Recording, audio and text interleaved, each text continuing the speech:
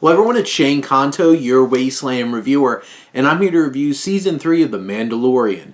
And this sees Din Djarin and Grogu getting really caught up in the world of the Mandalorians and trying to salvage Mandalore. And throughout this season, there's a lot of undercurrents of,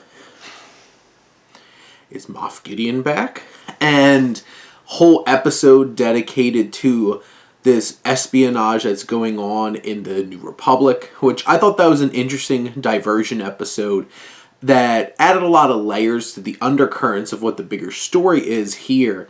And this season of Mandalorian continues to further this cloning plot that has basically permeated since the Rise of Skywalker into so many of the properties, from Bad Batch to this, and laying in layers to that story. And you have this big looming specter that is Moff Gideon in this season, leading up to a really satisfying, intense confrontation.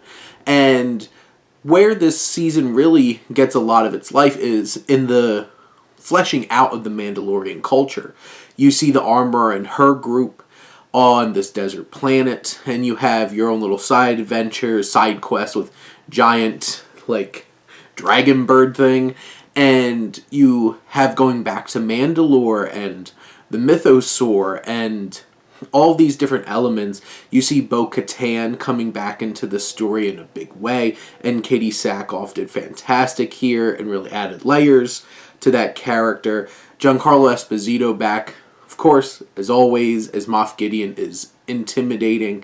And they even add some even bigger picture kind of ideas alluding to what might be coming in Ahsoka and this Dave Filoni film that's going to be coming down the pike. Carl Weathers is great, as always, as Grief Karga in his role and his planet. And this, they even had a fun side, pirate quest with a giant plant monster pirate guy who I thought was a fun and silly kind of Star Wars villain, and led into a fun, mid-season kind of confrontation.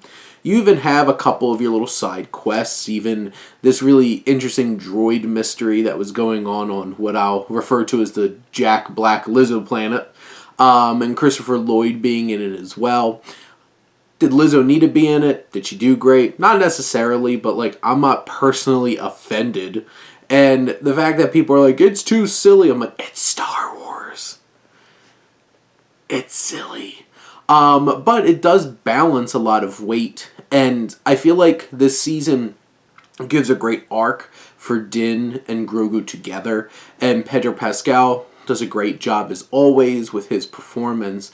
And this leaves you hopeful and excited to see a whole new life for the two of them moving over into whatever next season or wherever they're going to pop up next, because it's fresh and it's endearing seeing them really coming together and fully embracing as a little family.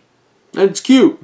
And you see Rick Famuyiwa, who winds up doing most of the episodes directing here. I know Bryce Dallas Howard did one of the episodes, but I think Famuyiwa is doing a great job in kind of taking the reins of bringing the action to life. There's plenty of awesome action in this particular season of The Mandalorian, especially with a lot more Mandalorian action and what they can do with their jetpacks and all of their cool weaponry.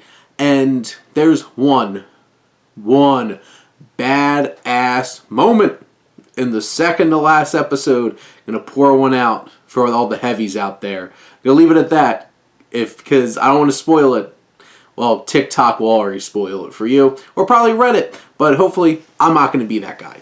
But this season, was it as good as the second one? No, I thought the second season was one of the best Star Wars properties I've seen.